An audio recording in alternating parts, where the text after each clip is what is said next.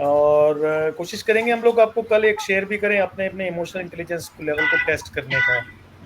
Okay, will talk about happiness, well being, we'll talk more about happiness, types of the happiness. Eudaimonic and hedonic happiness types. Two types are there. Eudaimonic हो happiness गई is there and recording hedonic start. happiness is there. So we'll talk about these things also. So थोड़ा सा base बनाने की कोशिश कर रहा हूँ. Positive emotional states and processes not only strengthen the mental health, मुझे पता क्या बोला, ये but लोग खाना मतलब दूसरा खाना मत it खाएगा तो एक and it second. is overall life experiences. So positive emotional states का होना बहुत जरूरी है. हम कई बार बात करते हुए कहते हैं ना एक दूसरे से कि क्या ऐसा चेहरा बना रखा है, तुम्हारे चेहरे पे हंसी कहाँ चली गई. दिस सॉर्ट ऑफ जो हमारे रिस्पॉन्सेज हैं या हमारे बिहेवियर के जो रिएक्शंस हैं वो हमें रिफ्लेक्ट करते हैं हमारी पर्सनालिटी कैसी है, हम कैसा फील कर रहे हैं, कैसा हम बिहेव कर रहे हैं. अपने लैपटॉप के सो स्पीकर की दूसरे आवाज शब्दों में बहुत, हम ये कहें कि लैपटॉप के स्पीकर की आवाज सकारात्मक बहुत कम हो रही है। भावनात्मक स्थितियां और प्रक्रियाएं न केवल व्यक्ति की मानसिक सेहत को सुदृढ़ करती है बल्कि उसके संपूर्ण जीवन अनुभव को भी समृद्ध करती है.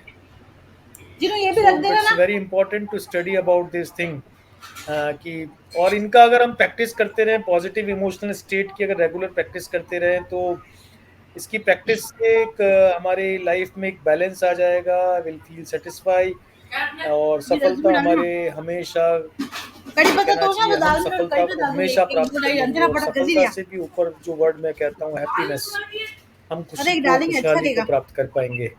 सो not taking much time, I think positive environment हमारे ग्रुप का क्रिएट हो गया है because lot of number are 21 है पर्सन है ज्वाइंड और अभी कंटिन्यूसली ज्वाइन कर रहे हैं.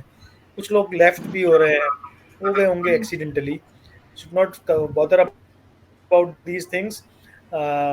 The persons we are, जो हम लोग जुड़े हैं, हम इसको समझने की कोशिश करेंगे कि पॉजिटिव जो इमोशनल स्टेट से हमारी कैसी होती है और कैसे इन्फ्लुएंस करती है, एज वेल एज जो पॉजिटिव इमोशनल स्टेट्स को कैसे लाया जा सकता है. Will talk little bit about this thing also. So doctor Nikhil, you are welcome. Thank you, sir. Thank you so much. Very good evening to everyone. And today we are here with the. I request Ankit, everyone to please switch. Yeah, yes, sir. Please. All right. So I request everyone to please switch off their mic, so that we can continue with our class. And I'm going to share my screen, and we're going to start with this. All right. I hope it is visible. Yes, it's visible. All right.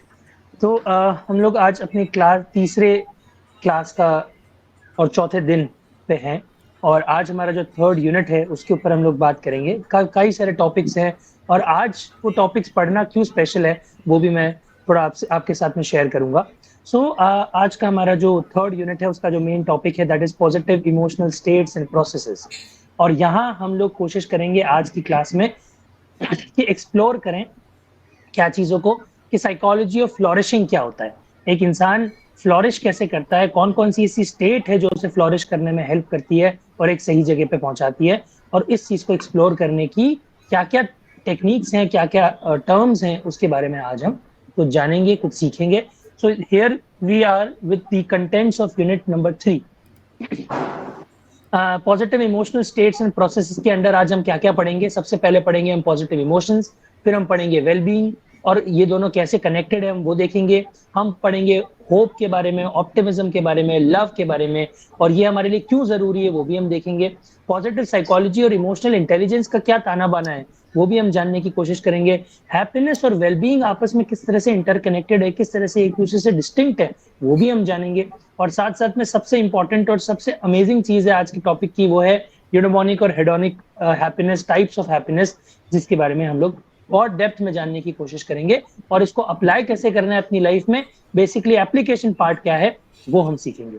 आज आप ये जान के आपको थोड़ा सा excitement और ज्यादा बढ़ेगा कि ये जो सारे टॉपिक्स हैं वो आज के दिन पढ़ना इसलिए भी स्पेशल है क्योंकि आज हम सेलिब्रेट करते हैं महावीर जयंती. और जो लॉर्ड महावीर है वो इन्हीं कुछ टॉपिक्स और इन्हीं कुछ उनकी जो लर्निंग्स थी, उनकी सेइंग्स थी, वो इन्हीं टॉपिक्स के ऊपर थी, और वो भी इसी चीज पर सबसे ज्यादा अपनी लाइट थ्रो करना चाह रहे थे, और थ्रो की है उन्होंने अपनी पूरी लाइफ से, which is happiness, which is eudaimonic happiness, and finally the wellbeing of all, everyone. So इसी के साथ हम लोग इसी पॉजिटिव एनर्जी के साथ अपनी ये क्लास शुरू कर रहे हैं। और जैसे कि लाइक एवरी क्लास मैं कोशिश करता हूँ कि आपको एक वार्म अप, एक आइस ब्रेकिंग एक्टिविटी के साथ में आगे बढ़े। तो यहाँ पे मैं चाहूंगा कि आप कुछ सेकंड्स ले और ये सोचें कि आप अपने पास्ट वीक में कौन सा ऐसा इमोशन है जो सबसे ज्यादा फील कर रहे थे। What emotion did you feel most in the past week? Do these emotions affect your decision or relationship? कि आपने पिछले बार जो भी चीजें फील की है, क्या उसकी वजह से आपके डिसीजन में, आपके रिलेशनशिप में कोई चेंजेस आए या नहीं।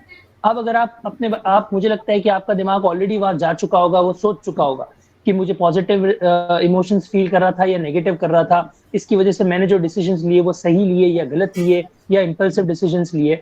और ये एक्सरसाइज, ये वार्म अप हमने क्यों किया है, इस चीज को समझने के लिए, ये रिफ्लेक्शंस देखने के लिए कि हमारे emotions, this exercise help us to reflect your emotions and understand them in a better way. हम कई बार, फॉर एग्जाम्पल एंगर, हम कई बार गुस्सा कर देते हैं, लेकिन हम ये सोचते ही नहीं कि हम गुस्सा क्यों कर रहे हैं। थोड़े टाइम बाद जब हम उसके ऊपर रिफ्लेक्ट करते हैं कि मैंने उस मोमेंट में क्या कर दिया, तब हमें जाके रियलाइज होता है that we did something wrong और we did which is not required. तो ये वो एक छोटी सी एक्सरसाइज है जो आप अपनी डेली लाइफ में इनकलकेट कर सकते हैं, इंक्लूड कर सकते हैं, कि आप जो भी चीज कर रहे हैं उसके बारे में सोचें और ये देखें कि ये मुझ पे किस तरह से इम्पैक्ट करेगी। अब आते हैं पॉजिटिव इमोशंस के ऊपर। अब कौन से बेसिक पॉजिटिव इमोशंस होते हैं, जैसे कि joy, gratitude, pride, serenity, inspiration, awe, ये सारे हमारे पॉजिटिव इमोशंस हैं जो कि हैप्पीनेस से और भी ज्यादा आगे बढ़कर हैं, जिसके बारे में हम आगे पढ़ने जा रहे हैं। तो नेक्स्ट स्लाइड अगर आप अपनी स्क्रीन पे देख पा रहे हैं, so this is positive emotions. अब पॉजिटिव इमोशन होते क्या है? पॉजिटिव से हमें ये समझ आती है कि ये डेफिनेटली प्लीजेंट होंगे, और प्लीजेंट होंगे तो डिजायरेबल भी होंगे। तो ये वो प्लीजेंट या डिजायरेबल सिचुएशनल रिस्पॉन्सेज हैं जो कि हमारे नॉर्मल जनरल जो डेली सेंसेशंस होते हैं ना, उससे कुछ अलग है, उससे कुछ बढ़कर है। क्यों बढ़कर है? क्योंकि वो हमारी ओवरऑल वेलबींग में हेल्प करते हैं, हमें ग्रो करने में मदद करते हैं, और हमारे सक्सेस में एक बहुत बड़ा स्टोन होते हैं। स्टोन इसलिए नहीं ताकि वो हमें रोक दे, स्टोन इसलिए ताकि हम उस पे उसकी मदद से आगे बढ़ पाए। तो पॉजिटिव इमोशंस का होना बहुत बहुत ज्यादा जरूरी हमारे लाइफ में है। ये साथ ही साथ हमारी अवेयरनेस को भी उजागर करता है, हमारे आसपास की चीजों से हम अवेयर होने लग जाते हैं, हमारा ऑब्जर्वेशन अच्छा हो जाता है, हमारे अंदर रेजिलियंस डेवलप होता है। इस तरह के थॉट्स, हमारे पॉजिटिव इमोशंस हमारे अंदर भरते हैं। अब आप खुद सोचिए कि सिर्फ और सिर्फ पॉजिटिव रहना, पॉजिटिव इमोशंस हमारे आसपास होना हमें कितने अच्छे चेंजेस की तरफ लेकर जा सकता है। किस तरह के पॉजिटिव चेंजेस? वो हो सकता है Joy, gratitude, serenity, hope, pride, love, और इन सभी चीजों के बारे में आज हम थोड़ा थोड़ा पढ़ेंगे। अब एक आगे बढ़ने से पहले एक बहुत अच्छा स्टेटमेंट है जो हमें समझने की जरूरत है कि पॉजिटिव इमोशंस जो होते हैं वो कोई फील गुड स्टेट नहीं है कि हमने एक बार आज अगर अच्छा फील कर लिया बस यही हमारा पॉजिटिव इमोशन है। नहीं, ये एक तरह का लॉन्ग टर्म प्रोसेस है जो हमारे लिए लॉन्ग टर्म रिसोर्सेज को बिल्ड करता है कि हम ऐसी स्टेट डेवलप करें कि चाहे जो भी सिचुएशन हो, पॉजिटिव हो, नेगेटिव हो, चैलेंजिंग हो, कैटास्ट्रॉफी हो, कुछ भी हो, हम उसमें एक कभी ना हिलने वाला जो बिल्डिंग होती है, जो पिलर्स होते हैं, ऐसा कुछ क्रिएट कर सके। वो हमारे पॉजिटिव इमोशन है। वो पॉजिटिव इमोशन कोई काम के नहीं है कि अगर कोई ऐसी प्रॉब्लम आई और आपके सारे इमोशंस खत्म हो गए, बह गए, और आप उसी समय नेगेटिव ही सोच रहे हो, तो उन पॉजिटिव इमोशंस का कोई काम नहीं। हमें पॉजिटिव इमोशन ऐसे डेवलप करने जो हर स्टेट में हमारे साथ में रहे। कुछ और पॉजिटिव इमोशंस के लिए एक पिक्चर मैंने ये दिया है, जैसे कि pride, desire, gratitude, euphoria, happiness, empathy, hope. ये कुछ और पॉजिटिव इमोशंस हैं जो ओवरऑल एक इंसान अपनी पूरी लाइफ में डेवलप करता है और एक्सपीरियंस करता है। आगे बढ़ते हैं। पॉजिटिव इमोशंस और वेलबीइंग क्या है और किस तरह से एक दूसरे से जुड़ा हुआ है। अब ये दोनों ही चीजें, आप जैसे कि फर्स्ट क्लास में पढ़ के आए थे परमा मॉडल। अब आप देखेंगे कि परमा मॉडल आपको हर जगह हिट करेगा, इनफैक्ट हर क्लास में हिट करेगा कि ये जो दोनों चीजें हैं इनका जो अगर सही बैलेंस रहे कि पॉजिटिव इमोशंस अगर आपकी लाइफ में है तो वो आपकी ओवरऑल वेलबीइंग को बहुत ज्यादा इम्पैक्ट करते हैं अच्छे वे में। ये आपकी मेंटल और फिजिकल वर्ल्ड हेल्थ दोनों के लिए बहुत ज्यादा इंपॉर्टेंट है। दोनों को बढ़ाने में इनका एक महत्वपूर्ण योगदान हमेशा रहा है और आगे भी होगा। ये हमें साथ साथ में और क्या चीज डेवलप करके देते हैं, रेजिलियंस, कि कोई भी दिक्कत आए, कोई भी परेशानी आए, आप रेजिलियंट हैं, आप उसको पार कर लेंगे। इम्प्रूव इम्यून फंक्शन, आपके इम्यून सिस्टम को, फंक्शन को प्रॉपरली इंप्रूव करने का काम करना भी इनके हाथ में होता है। इसका एक एग्जाम्पल यह है कि एक रिसर्च स्टडी हुई थी, स्नोडॉन एटल, स्नोडॉल और उनके साथियों ने की थी, जिसमें उन्होंने ये देखा कि जो नन्स होती हैं, वो नन्स जिन्होंने अपने पॉजिटिव इमोशंस को एक्सप्रेस किया जहां भी रिक्वायरमेंट थी वहां पे, वो दे लिव लॉन्गर, वो दूसरों के कंपैरिजन में ज्यादा आयु तक जी थी। तो ये एक उसका रिसर्च स्टडी है जो यहाँ पर मैंने कोट की है। आगे बढ़ते हैं, हम अब देखेंगे होप के बारे में कि ये होप एग्जैक्टली क्या चीज है। तो होप मैं एकदम सिंपल लैंग्वेज में, अगर बहुत ही लेमैन लैंग्वेज में समझाने की कोशिश करूं, तो ये वो बिलीफ है, ये वो विचारधारा है आपकी, ये सोचना कि हमारा फ्यूचर बेटर होगा, और साथ ही साथ हमारे अंदर ये एबिलिटी होना कि हम उस फ्यूचर को बेटर बना सके। एक तो मैं बस ये मेरा ख्याल है कि मेरा फ्यूचर बेटर होगा आज से, और उसके अंदर बाद मेरी इतनी क्षमता भी है कि मैं उस फ्यूचर को बेटर बनाने के लिए सारे एक्शंस ले सकूं। इसकी डेफिनेशन की बात करें तो ये वो पॉजिटिव मोटिवेशनल स्टेट है जिसमें दो चीजों का मिक्सचर होता है। पहली चीज क्या होगी, गोल डायरेक्टेड एनर्जी। ये बहुत अच्छी चीज है, बहुत इंपॉर्टेंट है, ध्यान से समझिएगा। पहली होती है एजेंसी। एजेंसी मतलब होता है गोल डायरेक्टेड एनर्जी, कि मुझे किसी गोल तक पहुंचना है तो उसके अकॉर्डिंग सही अमाउंट ऑफ एनर्जी मेरे अंदर है कि मैं उस गोल तक पहुंच सकूं। और दूसरा है पाथवे। पाथवे मतलब पाथ मतलब रूट मतलब कि आप उस गोल तक पहुंचने के लिए जो आपकी प्लानिंग है वो आपका पाथवे है।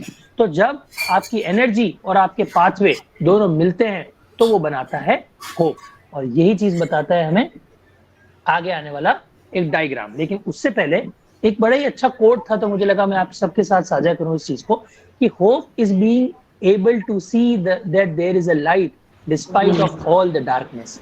कि चाहे कितनी भी डार्कनेस हो, कितना भी अंधेरा हो, अगर आप लाइट को देख पा रहे हैं तो आपके अंदर वो होप आज भी जिंदा है कि कुछ तो बदलाव, अच्छा बदलाव हो सकता है। आगे बढ़ते हैं। अब होप से रिलेटेड एक ही बहुत फेमस थ्योरी है, चार्ल्स स्नाइडर्स थ्योरी। स्नाइडर की थ्योरी में तीन चीजें उन्होंने बताई थी, गोल, पाथवे और एजेंसी। ये एक पॉजिटिव साइकोलॉजिस्ट थे चार्ल्स स्नाइडर, जिन्होंने एक थ्योरी दी थी जो कि होपफुल थिंकिंग के बारे में बात करती है। अब होपफुल थिंकिंग जो है वो तीन चीजों पे चलती है। पहला है गोल। गोल मतलब क्या है, आपकी वो सोच जो आपको कि अपने गोल की तरफ लेकर जाती है। गोल ओरिएंटेड वे हो सकता है ये आपका गोल हो गया कि मुझे किसी गोल तक पहुंचना है, ये मेरा गोल है, XYZ, कोई भी आपका गोल हो सकता है, कुछ भी हो सकता है। सेकंड, पाथवे, कि उस गोल तक पहुंचने के अलग अलग कौन कौन से तरीके हैं, वो आपके पाथवे हो गया। और एजेंसी बेसिकली वो बिलीफ हो गया जिसकी मदद से आप ये चीज कर पाओ कि I can make it happen, मैं ये कर सकता हूं, मैं ये जरूर अचीव करूंगा। ये तीनों चीजें जब मिलती है तो ये तीनों चीजों का कॉम्बिनेशन स्नाइडर्स होप थ्योरी में दिया गया है। और एग्जैक्टली इसी तरह से है कि आपके पाथवे और आपकी एजेंसी जब एक साथ जुड़ती है तो आपकी गोल डायरेक्टेड बिहेवियर को जन्म देती है। आई होप यहां तक आपको क्लियर होगा, किसी को कोई डाउट नहीं है। आगे बढ़े हम लोग। Yes sir. जी sir. All right, great. So coming up next जो टॉपिक है, सब टॉपिक है, वो है ऑप्टिमिज्म। ऑप्टिमिज्म, अब एक बड़ा ही इंटरेस्टिंग सा फोटोग्राफ है जो मुझे मिला था, एक पिक्चर मिला था, तो मैंने सोचा इस चीज को ऐड किया जाए। आप खुद देख सकते हैं कि दो स्विंग है, एक स्विंग पे एक तरफ चींटी है, एक स्विंग है जिस तरफ हाथी है, और हाथी वहां से स्विंग करता है और वो चींटी की तरफ जाने की कोशिश कर रहा है with in hope, with in optimism कि चींटी मुझे पकड़ लेगी और मैं गिरूंगा नहीं। ओके, ये देखने में थोड़ा कार्टूनिश है, थोड़ा किडिश है, लेकिन इसमें बहुत अच्छी चीज छुपी है जो कि हम अभी इस ऑप्टिमिज्म के जरिए पढ़ेंगे। ऑप्टिमिज्म बेसिकली एक टेंडेंसी है जो ये एक्सपेक्ट करती है कि हमारे आउटकम जितने भी आएंगे, हमने कोई भी जो काम किया है उसके जो भी रिजल्ट्स होंगे, जो आउटकम होंगे, वो पॉजिटिव होंगे। और ये बिलीफ होना कि जो भी चीजें हमारे आसपास हो रही हैं वो अच्छी हैं और अच्छी ही रहेंगी और बुरी चीजें हमारे साथ होंगी ही नहीं। क्यों होंगी? नहीं होंगी। एंड दिस इन्फ्लुएंसिंग बोथ, और ये क्या दोनों चीजें इन्फ्लुएंस करती है? हमारी मेंटल हेल्थ, हमारी फिजिकल वेलबींग, इन सभी चीजों को इन्फ्लुएंस करती है इन अ गुड वे, ताकि हम लोग क्या कर सकें, हम कोई भी प्रॉब्लम आए तो हम अच्छे तरह से कोप अप कर सकें और चैलेंजेस का डट कर सामना कर सकें। तो बेसिकली अगर आप इसको और इजी तरीके से समझें तो ये वो स्टेट है जहां आपको ये समझ में आने लगे धीरे धीरे कि आपने जो भी एक्शन लिए हैं उसका रिजल्ट हमेशा पॉजिटिव आएगा, नेगेटिव नहीं आएगा। और वो भी किस तरह से? रियलिस्टिक हाई पॉजिटिविटी को ध्यान में रखते हुए। ऐसे नहीं कि सिर्फ और सिर्फ पॉजिटिव सोच रहे हैं, सिर्फ और सिर्फ नेगेटिव सोच रहे हैं। दोनों का बैलेंस, दोनों का मिक्सचर जो होता है वो कहलाता है ऑप्टिमिज्म। ये हमें स्ट्रेस से लड़ने में, स्ट्रेस से कोप अप करने में बहुत ज्यादा हेल्प करता है, और ऑप्टिमिज्म के होने से ही कई बार आप कोलैप्स होने से भी बच जाते हैं। इसमें एक केस स्टडी है जो सेचर एंड कार्वर ने की थी। उन्होंने बताया था कि ऐसे पेशेंट्स जो कि ऑप्टिमिस्टिक रहे हैं वो बहुत जल्दी किसी भी ऑपरेशन के बाद जो रिकवरी होती है ना, किसी भी सर्जरी के बाद कोई रिकवरी होती है, तो उनकी रिकवरी बहुत स्पीड हो गई, बहुत स्पीड अप हो गई। वो लोग जो कि इस चीज के बारे में ऑप्टिमिज्म रखते हैं। कई बार डॉक्टर्स आते हैं कि आपको कैसा लग रहा है? कुछ लोग बोलते हैं अरे डॉक्टर साहब ये दर्द है, ऐसा है, वैसा है, ये प्रॉब्लम्स हैं। दूसरी और कुछ लोग बोलते हैं कि सर अब तो मेरी सर्जरी हो गई, अब तो मेरा ऑपरेशन हो गया, अब तो मैं और अच्छा फील कर रहा हूँ, अच्छा लग रहा है मुझे, मैं ठीक लग रहा है, बेटर लग रहा है, मैं जल्दी ठीक हो जाऊंगा, जल्दी डिस्चार्ज हो जाऊंगा। ये वो ऑप्टिमिज्म है जो उन्हें बेटर फील करवाता है एक्चुअली, और वही इसके स्टडी में देखा गया। नेक्स्ट जो आप एक पिक्चर देख रहे हो, यहाँ पर बता रखा है कि आप ऑप्टिमिस्ट बनेंगे कैसे, क्या वो तरीका है जिससे आप ऑप्टिमिस्टिक बिहेवियर को जो है वो एक्सपीरियंस कर सकते हैं, उसको प्रैक्टिस कर सकते हैं। एक है to see beauty in every little thing, हर छोटी छोटी चीजों में खूबसूरती देखना, अच्छाई देखना, ये एक ऑप्टिमिज्म का एक तरीका है। हमेशा चीजों को लेकर ग्रेटफुल हो, चाहे आपके पास, आपको आज 1000 रुपए चाहिए थे, आपके पास 1000 रुपए नहीं है, पर आपके पास 500 रुपए आ गए, तो आप ये मत देखिए कि मेरे पास 1000 नहीं आए, आप ये देखो कि 500 तो आए। आप 500 के लिए ग्रेटफुल होना शुरू करिए, आपको पता भी नहीं चलेगा कब वो 500 5000 में कन्वर्ट हो जाएंगे। तो the more you are grateful, there कई सारे छोटे छोटे इमोशंस इन्वॉल्व होते हैं, जैसे कि आपका किसी की तरफ अफेक्शन होना, केयर कंसर्न होना, टेंडरनेस होना, आप किसी को एकदम डिवोशनल तरीके से आप प्रेम करते हैं, ठीक है, डिवोशन होना, जिसमें आप किसी की केयर करते हो, किसी के करीब रहना चाहते हैं, आपको किसी चीज की डिजायर है। और ये सारी चीजें जब आपकी वेलबींग को स्ट्रांग बनाती है, ये सारे पिलर्स आपकी वेलबींग के ढांचे को स्ट्रांग बनाते हैं, वो उसको कहते हैं लव। ये सारी छोटी छोटी छोटी छोटी फीलिंग मिलके बनती है द फीलिंग ऑफ लव। और ये एक की फैक्टर है ये समझने के लिए कि हमारे इंटरपर्सनल रिलेशनशिप जो है वो इन्हीं चीजों की वजह से चलते हैं। हमारे इंटरपर्सनल रिलेशनशिप मतलब एक इंसान का दूसरे इंसान की तरफ जो रिलेशनशिप्स हैं वो कैसे काम करते हैं? लव की वजह से। Just because there is love, that is why people do what they do. Next it is, अच्छा ये बहुत इंपॉर्टेंट है समझने के लिए, ये सिर्फ वो रोमांटिक लव नहीं है जो एक इंसान का दूसरे इंसान की तरफ हो सकता है। रोमांटिक लव से बहुत ज्यादा बढ़ के अगर आप अपनी फैमिली, फ्रेंड्स, कम्युनिटी, पेट्स, किसी को भी जब आप प्रेम करते हैं या प्यार करते हैं, वो उस लव के बारे में बात की जा रही है। इनफैक्ट फ्रेडरिक्सन ने एक बड़ा ही इंटरेस्टिंग सा फ्रेज दिया है लव को लेकर कि it is nothing but a micro movement of connection. अब ये समझने वाली बात है कि हम जब कभी भी किसी से कनेक्ट करते हैं, हम सब लोगों से तो कनेक्ट नहीं कर पाते हैं, लेकिन कुछ कुछ ऐसे रिश्ते होते हैं ना जहां आप बहुत अच्छा स्ट्रॉन्ग बॉन्डिंग बनाते हैं। वो कैसे हो पाता है? Because of love. तो वो जो माइक्रो मोमेंट्स हैं जो इस कनेक्शन को बनने देते हैं वो लव कहलाते हैं। ये फ्रेडरिक्सन का कहना। लव के बारे में कुछ और इंटरेस्टिंग यहाँ पर नेक्स्ट स्लाइड में दे रखा है। इस स्लाइड में सबसे पहले आप अगर ट्राइंगल देखेंगे तो ट्राइंगल के जो तीनों साइड है उसमें पहली जगह दे रखा है इंटीमेसी, दूसरा दे रखा है पैशन और तीसरा दे रखा है कमिटमेंट। इंटीमेसी वो चीज होती है कि आप किसी के कितना क्लोज हैं, कितना क्लोजनेस वाली फीलिंग आप किसी से शेयर करते हैं, कितना क्लोज रहना चाहते हैं, किसी से कितना कनेक्टेड रहना चाहते हैं। तो दो लोगों के बीच में जितनी क्लोजनेस है और कनेक्टेडनेस है वो इंटीमेसी कहलाती है। दूसरा है पैशन। पैशन बेसिकली वो फिजिकल अट्रैक्शन है या वो सेक्सुअल डिजायर है जो आपकी किसी की तरफ होती है, वो होता है हमारा पैशन। तीसरा होता है हमारा कमिटमेंट, कि कितनी भी प्रॉब्लम्स आ जाएं, कितनी भी डिफिकल्टीज या सिचुएशन आ जाए, जब हम फिर भी ये डिसाइड करते हैं कि हम इस पर्सन के साथ रहेंगे, इस पर्सन का साथ देंगे, वो होता है हमारा कमिटमेंट। अब ये बड़े ही इंटरेस्टिंग एक कॉम्बिनेशन बनाता है, इसको थोड़ा सा ध्यान से समझने की कोशिश करिएगा with the help of this diagram, कि अगर इंटीमेसी और पैशन मिलते हैं, आई रिपीट, इंटीमेसी और पैशन मिलते हैं तो रोमांटिक लव बनता है। अगर इंटीमेसी और कमिटमेंट मिलता है तो कंपैशनेट लव बनता है। अगर पैशन और कमिटमेंट मिल गए तो फैचुएशन लव, जिसको हम फैचुएशन बोलते हैं ना, फैचुएस लव, पैशन और कमिटमेंट जब मिलता है तो वो बनता है फैचुएशन वाला लव।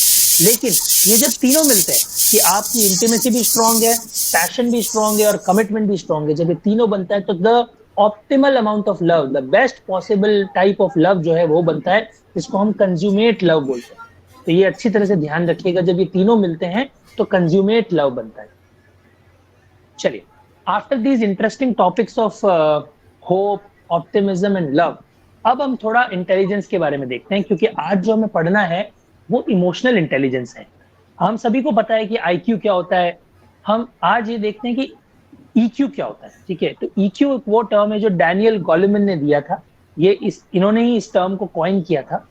इनका ये कहना था कि चार चीजें इन्होंने बहुत सिंपल समझाई है, आप इसको समझ लेंगे तो आपका समझ लीजिए ईक्यू आपको समझ आ गया। अपने इमोशंस को समझना पहली चीज, अपने इमोशंस को मैनेज कर पाना दूसरी चीज, दूसरों के इमोशन को समझना थर्ड, और दूसरों के इमोशन को मैनेज कर पाना। ये चार चीजें अगर आप कर पा रहे हैं, एफिशिएंटली कर पा रहे हैं, इफेक्टिवली कर पा रहे हैं, तो आपका इमोशनल क्वेश्चन जो है वो काफी हाई। आप किस तरह से किसी इमोशन को परसीव करते हैं, अंडरस्टैंड करते हैं, मैनेज करते हैं और उसको सही जगह पे यूज करते हैं अपने लिए और दूसरों के लिए, उसको बोलते हैं इमोशनल इंटेलिजेंस। ये सोशल इंटेलिजेंस का सबसे बहुत ही क्रूशियल पार्ट है, और क्रूशियल पार्ट इसलिए भी है क्योंकि अभी सबसे ज्यादा इस चीज की जरूरत पड़ती है। क्यों पड़ती है? हमारे रिलेशनशिप को स्ट्रॉन्ग करने के लिए, कम्युनिकेशन को बढ़ाने के लिए और ओवरऑल वेलबींग को अच्छा करने के लिए। अब आप देखेंगे, आप कहीं भी देखिए, इमोशनल इंटेलिजेंस की जरूरत हर जगह पड़ती है। चाहे आप पर्सनल लेवल पे रिलेशनशिप को सही करना है तो भी ईक्यू की जरूरत पड़ेगी। आप अपने वर्क प्लेस में है, आप कोई चीज टीम को लीड कर रहे हैं और आपको कम्युनिकेशन प्रॉपर करना है, तब भी ईक्यू की जरूरत पड़ेगी। कि अगर ईक्यू, अगर हमारे अंदर वो व्यवहारिक ज्ञान, उसमें हम ये चीजें नहीं कर पाएंगे। ओके, अब आता है नेक्स्ट, आता है गोलेमन्स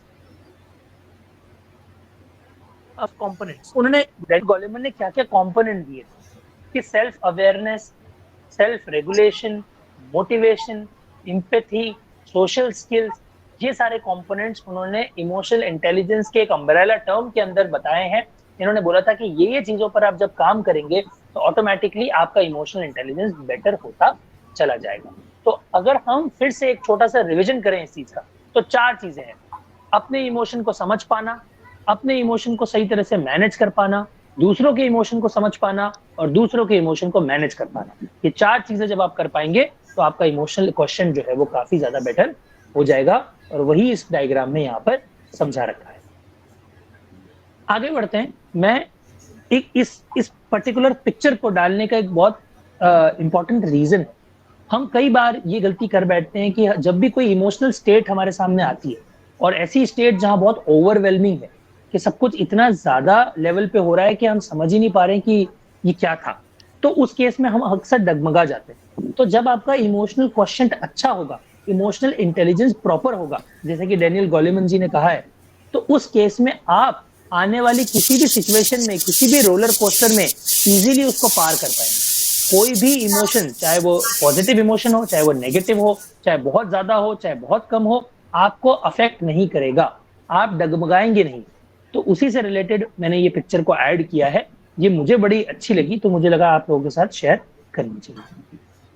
चलिए आगे बढ़ते हैं, हैप्पीनेस के बारे में बात करेंगे। हैप्पीनेस बेसिकली वो स्टेट है जो हमारे इमोशनल वेलबींग का एक अच्छा हिस्सा है, एक बड़ा इंपॉर्टेंट पार्ट है, जो कि हमें इमोशनली हमारे वेलबींग को पॉजिटिव रखने में, एक सही स्टेट पे रखने में हेल्प करता है। कैसे करता है? It is characterised by positive emotions such as purpose, feeling of fulfilment and refer to as subjective wellbeing. हम आगे पढ़ेंगे कि सब्जेक्टिव वेलबींग क्या होता है, लेकिन पहले ये जानना जरूरी है कि हैप्पीनेस एक वो स्टेट ऑफ माइंड है, हमारे दिमाग का एक वो स्टेट है जहां पर हम पॉजिटिव फील करते हैं, हमारा पर्पस ऑफ लाइफ हमें समझ में आ जाता है, फुलफिल्ड फील करते हैं, रिलैक्स्ड फील करते हैं, कंटेंट फील करते हैं, और इस वजह से हमारी हैप्पीनेस भी बढ़ती है और साथ साथ में हमारा सब्जेक्टिव वेलबींग भी बढ़ता है।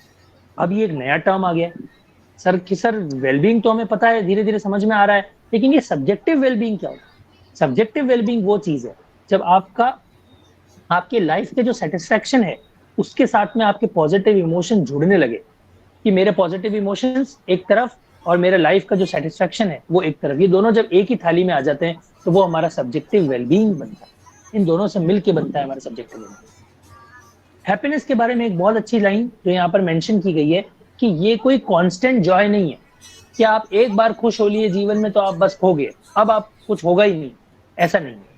आप खुशी महसूस करते हैं, कुछ टाइम तक रहती है, वापस चली जाती है, ये कांस्टेंट नहीं रहता है। लेकिन इसमें ये एक चीज समझने वाली है कि आप ऐसा माइंडसेट डेवलप करें, आप ऐसी उन मीनिंग्स को समझें जो हैप्पीनेस को और ज्यादा आपकी लाइफ में वेलकम करे, ना कि इस चीज को समझें कि एक बार आ गई तो हैप्पीनेस रह जाएगी। ऐसा नहीं होता, जैसे जैसे आएगी आप उसको एंजॉय करेंगे, वो पल गुजरेगा और वो वापस चला जाएगा। लेकिन आपको ये समझना पड़ेगा कि आपका माइंडसेट ऐसा होना चाहिए कि हैप्पीनेस हमेशा ही आपके दिमाग में रहे। ये होती है हैप्पीनेस। इसमें इमोन्स और मैकक्लॉग ने एक चीज बताई है कि ग्रैटिट्यूड जो है उसको प्रैक्टिस करने से आपकी हैप्पीनेस बहुत सारे मल्टीपल टाइम्स में बढ़ती है, और ये एकदम सच बात है। मैं इसलिए इसको इतनी फोर्सफुली आपको समझाने की कोशिश कर रहा हूँ क्योंकि मैं इस चीज में बिलीव भी करता हूँ और मैं इस चीज को प्रैक्टिस भी करता हूँ कि अगर आप ग्रैटिट्यूड में हैं, अगर आप थैंकफुल हैं, अगर आप ग्रेटफुल हैं, तो आपकी लाइफ में हैप्पीनेस और ज्यादा बढ़ चढ़ के आती है। नेक्स्ट जो डायग्राम अगर आप देख पा रहे हैं, is it visible on your screen? Happiness का एक डायग्राम आपको दिख रहा है? Yes sir. Yes alright, perfect. तो हैप्पीनेस को और अच्छी तरह समझने के लिए मैंने इस डायग्राम को ऐड किया है कि अगर आप एक प्लीजेंट लाइफ के बारे में सोचें, प्लीजेंट लाइफ क्या होती है कि हम अपने सारे प्लेजर को एंजॉय कर पा रहे हैं। जब भूख लग रही है तो खाना खा रहे हैं, प्यास लग रही है तो पानी पी रहे हैं, जब एंटरटेनमेंट चाहिए तो एंटरटेनमेंट मिल रहा है, सब कुछ हो रहा है। वो हो गई हमारी प्लीजेंट लाइफ। फिर होती है गुड लाइफ। गुड लाइफ क्या होती है कि हम अपनी स्किल से एनरिच कर रहे हैं, हम अपनी स्किल को यूज कर रहे हैं और उसे और ज्यादा एनरिच कर रहे हैं और ज्यादा बढ़ा रहे हैं, तो उसको बोलते हैं गुड लाइफ। एक होती है मीनिंगफुल लाइफ। मीनिंगफुल लाइफ ये होती है कि हम सिर्फ अपने बारे में ना सोचकर अपने से खुद से आगे बढ़ के ग्रेटर, खुद से बढ़कर भी कंट्रीब्यूट कर रहे हैं, जो कि सोसाइटी के लिए कंट्रीब्यूशन होता है एक तरह से। ये तीनों चीजें जब मिलती है, प्लीजेंट लाइफ, गुड लाइफ और मीनिंगफुल लाइफ, ये तीनों जब मिलती है तो बनती है हमारी सही मायने में हैप्पीनेस। अब आगे आता है कि हैप्पीनेस बन तो गई, हमने हैप्पीनेस को समझ भी लिया कि क्या स्टेट है, लेकिन हैप्पीनेस में कौन कौन से फैक्टर्स है जो बहुत ज्यादा इन्फ्लुएंस कर। उससे पहले एक यहाँ पर एक लाइन दे रखी है, अगर आप ये देख पा रहे हैं कि जेनेटिक्स 50% इन्वॉल्व होता है, सर्कमस्टांसेस जो आपके आसपास की सिचुएशन है वो 10% इन्वॉल्व होती है, और आपकी एक्टिविटीज, आपके एक्शंस, कि जो कार्यक्रम आप कर रहे हैं, जो आप काम कर रहे हैं, वो 40% इन्वॉल्व होता है किस चीज में? आपके हैप्पीनेस। 50% तो आपका जेनेटिक्स ही ले गया और 40% आपका एक्शंस ले गया, 10% बेचारा आपके आसपास की सिचुएशन होती है। ये जो हम परेशान हो जाते हैं ना कि मेरे साथ ऐसी सिचुएशन आ गई है, अब मैं क्या करूं, कैसे करूं, क्या होगा, वो सारी चीजें सिर्फ 10% ही मायने रखती है। अगर आप उस चीज को कंट्रोल कर पाए तो you can actually control a maximum part of your happiness. और ये किन चीजों पे कंट्रोल करता है? जैसे कि हमारे थॉट्स, हमारी हैबिट, हमारा ग्रेटिट्यूड, ये सारी चीजों पे फोकस करते हैं। अब आते हैं वो फैक्टर्स के ऊपर जिनकी मदद जो हैप्पीनेस के ऊपर बड़ा प्रभाव डालते हैं। अब क्या क्या होंगे? पहला है personal factors. I am sorry, personal factors क्या क्या है? पहला है पर्सनालिटी ट्रेट्स, कि अगर आपके पर्सनालिटी ट्रेट्स हैं, जो कि हम जेनेटिक्स की बात कर रहे हैं, वो अगर प्रॉपर हैं तो हैप्पीनेस पे डेफिनेटली पॉजिटिव इंपैक्ट है। बहुत सारा प्लांट लगाया, बहुत प्रोडक्शन किया, बहुत पैसा कमाया, लेकिन उस फैक्ट्री के बाहर ना आपने कभी पेड़ लगाए, ना आपने कुछ काम किया, ना वहां लोगों को रोजगार दिया, ना उस सोसाइटी के लिए कुछ किया, ना उस लोकेलिटी के लिए कुछ किया, तो आपके अंदर वो जनरेट ही नहीं होगा कि आपने दुनिया को क्या दिया। तो सोशल फैक्टर्स वो भी इंपैक्ट करता है कि अगर आपने वापस पे बैक किया है तो वो आपके पॉजिटिविटी को इनहैंस करेगा। नेक्स्ट इज कम्युनिटी एंगेजमेंट, कि आपने जो भी काम किया, क्या आप दूसरे लोगों को साथ लेकर चले या नहीं चले। अगर आप चले हैं तो वो चीज आपको इम्पैक्ट डेफिनेटली करेगी, पॉजिटिव वे में इम्पैक्ट करेगी और आप इसकी वजह से आपकी हैप्पीनेस और ज्यादा इनहैंस हो जाएगी। फिर आता है लाइफ सर्कमस्टेंसेस। अब लाइफ सर्कमस्टेंसेस क्या होता है कि हमारे आसपास की भी सिचुएशन जो हमारे साथ में आई है वो कैसे हमारी हैप्पीनेस को इम्पैक्ट करती है। कि अगर आप फाइनेंशियल अगर स्टेबल हैं, आपके पास एक ढंग की जॉब है, आप चीजों को सही तरीके से करने के लिए फ्री हैं, फ्रीडम है आपके पास, आपकी हेल्थ अच्छी है, आप सेफ एनवायरनमेंट में जीते हैं, एनवायरमेंटल क्वालिटी आपकी ठीक है, इक्वालिटी है, ये सब चीजें अगर है तो आपके लाइफ सर्कमस्टेंसेस बेटर हो जाएंगे और वो अगर सही हो जाएंगे तो आपकी हैप्पीनेस के ऊपर भी एक पॉजिटिव इम्पैक्ट आएगा, आप ज्यादा खुश रहेंगे और इन सब चीजों में आप फंस के नहीं रह जाएंगे, आप ऊपर की चीजों के ऊपर फोकस कर पाएंगे, जैसे कि मैस्लो ने अपनी नीड्स के थ्रू समझाया है। अब आते हैं हैप्पीनेस और वेलबींग को अगर कनेक्ट करने की बात करें तो कैसे कर पाएंगे। कि हैप्पीनेस तो हम समझ गए और वेलबींग का एक हिस्सा होता है हैप्पीनेस, ये भी हमें पता है, लेकिन ये आपस में इंटरकनेक्टेड कैसे। तो पॉजिटिव साइकोलॉजी में एक बात देखी गई है कि हैप्पीनेस और वेलबींग आपस में अलग तो हैं लेकिन साथ में कनेक्टेड भी है। कैसे कनेक्टेड है कि वेलबींग सिर्फ और सिर्फ हैप्पीनेस नहीं है, wellbeing is more than happiness. क्यों? क्योंकि इसके अंदर और भी सारी चीजें आती है जिसके बारे में अभी हमने पढ़ा है। तो इस तरह से हैप्पीनेस एक छोटा पार्ट है और वेलबींग उसी का एक बड़ा पार्ट कहलाता है। चलिए, moving ahead, a very important, I think I would say the most important topic for today's class is this types of happiness. अब हैप्पीनेस के टाइप्स बताए गए हैं। पहला है हेडोनिक और दूसरा है यूडेमोनिक। अब क्या चीज होती है ये? अगर आपको कुछ याद आ रहा है फर्स्ट क्लास का, तो मैंने आपको बताया था कि हमने यूडेमोनिक के बारे में पढ़ा था कि लिविंग वेल, उसमें आगे मैंने एक ब्रैकेट लगाया था कि लिविंग वेल। अब वो हम यहाँ समझेंगे कि ये क्यों है, यूडेमोनिक क्यों इंपॉर्टेंट है और हेडोनिक क्यों इंपॉर्टेंट है। चलिए, सबसे पहले देखते हैं हेडोनिक हैप्पीनेस।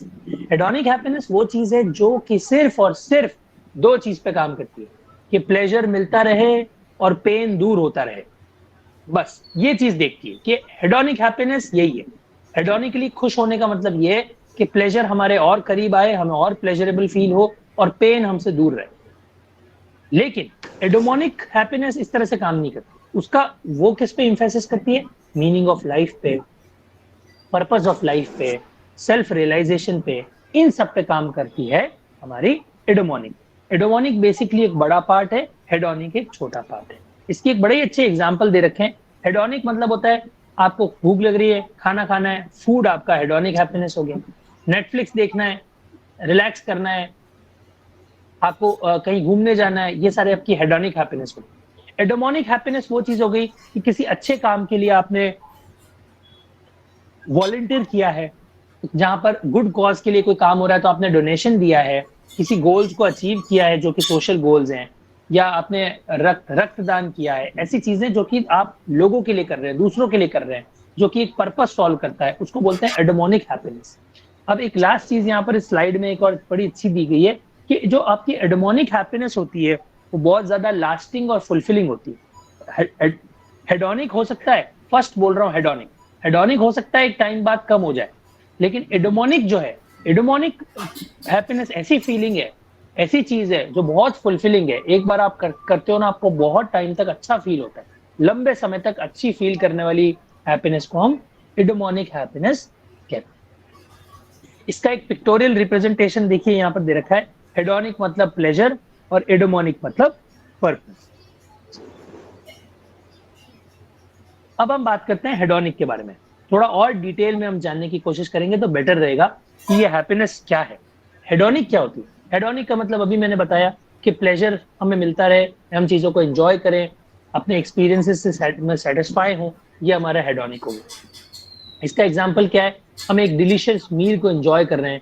आप सोचिए कि आपको कोई चीज जो बहुत ज्यादा पसंद है खाने में और आप उसको एंजॉय कर रहे हैं, तो आप कैसा फील करेंगे?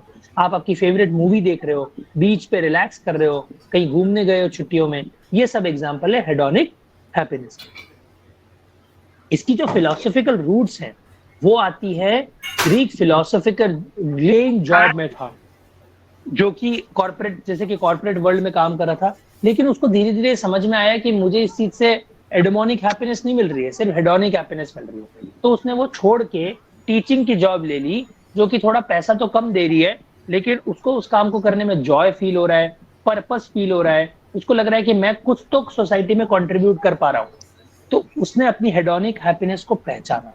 अब आप ये कर सकते हैं, कुछ सेकंड्स का एक ब्रेक लेकर आप ये देखिए, आप खुद से पूछिए कि क्या मुझे भी कई सारी सक्सेस मैंने पा ली अपनी लाइफ में, क्या मुझे भी आज भी एम्प्टी लगता है, खाली खाली लगता है कि मैं अपनी सोसाइटी को कुछ नहीं दे पाया, लाइफ में कुछ कंट्रीब्यूट नहीं कर पाया। अगर आपको ऐसा कभी फील होता है तो आप हमेशा ये समझिएगा कि आप अपने लाइफ के पर्पस में लैक कर रहे हैं, और वही एक रीजन है किस वजह से, क्योंकि हमारी एडमोनिक हैप्पीनेस हम अभी तक उसको पा नहीं पाए हैं। तो ये एक छोटा सा एक एक्टिविटी है जो आप कभी भी क्लास के बाद भी अपने साथ करके देख सकते हैं। 2 मिनट बैठिएगा और सोचिएगा इस बारे में कि मुझे क्या ऐसा फील होता है कि I am feeling very empty, खालीपन लगता है मेरे को सक्सेस होने के बावजूद भी। अगर है तो ऐसी चीजें ढूंढिए जो आपको एडमोनिक हैप्पीनेस दे, हेडोनिक नहीं। चलिए नेक्स्ट जो आप पिक्चर आप देख पा रहे हो, क्या आपको पिक्चर विजिबल है? Can you see the key to optimal wellbeing? जी sir. Yes sir. Yes sir. Okay, so 2 circle है, एक तरफ लिखा है हेडोनिक, एक तरफ लिखा है एडमोनिक। अब इन दोनों का परफेक्ट बैलेंस जो है, ऑप्टिमल बैलेंस जो है, वो आपको वेलबींग की तरफ लेकर जाता है। तो दोनों ही हैप्पीनेस को हम सही मायने में जब यूज करेंगे, सही कंट्रीब्यूशन में यूज करेंगे, तब हम उसका सबसे अच्छा बैलेंस निकाल पाएंगे।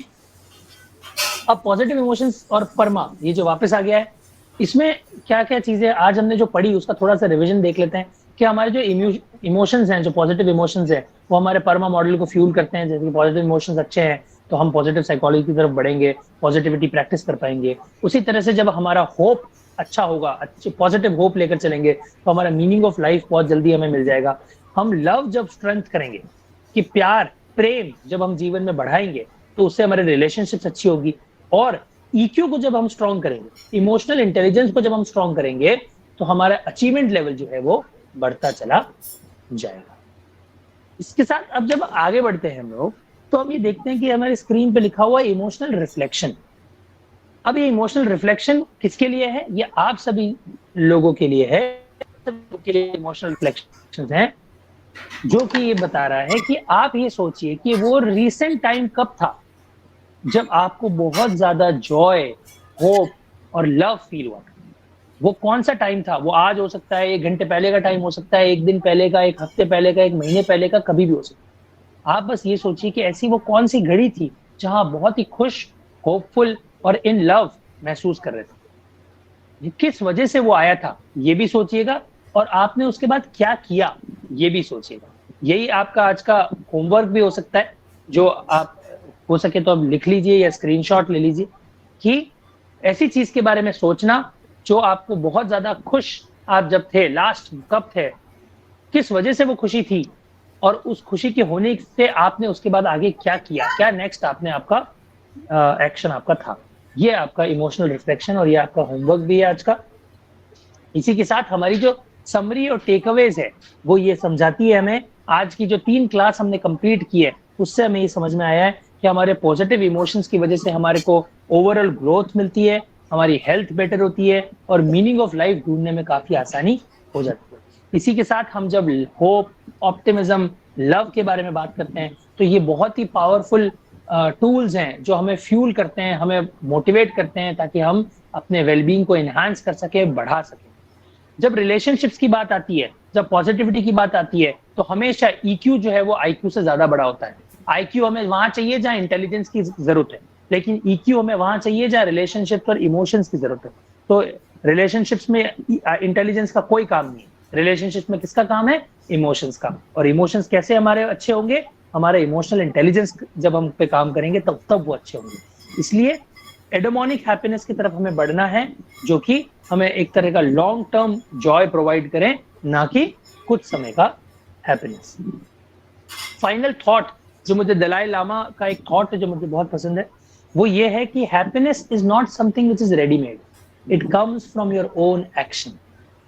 हमें ऐसा लगता है कि हमारे साथ कुछ चीजें नहीं हुई, इस वजह से हम खुश नहीं हो पा रहे हैं। ये रेडीमेड कभी थी ही नहीं, कभी भी नहीं थी कि आपको ऐसे ही कोई चीज मिल जाएगी। ये कभी हैप्पीनेस का कभी ये डेफिनेशन था ही नहीं। आप जिस तरह के एक्शंस लेते हैं, आप जो दिमाग में सोच के चलते हैं, जिस तरह से आप होपफुल हैं, जिस तरह से आपका ऑप्टिमिज्म है, जिस तरह से आप लव को प्रैक्टिस करते हैं, अपने एक्शंस को उसमें लेके आते हैं, तब आपका हैप्पीनेस श्योर होता है। ये दलाई लामा का कहना है। Another very beautiful quote in front of your screen, if you can see, is this: you can't have a positive life with a negative. May I ask your questions?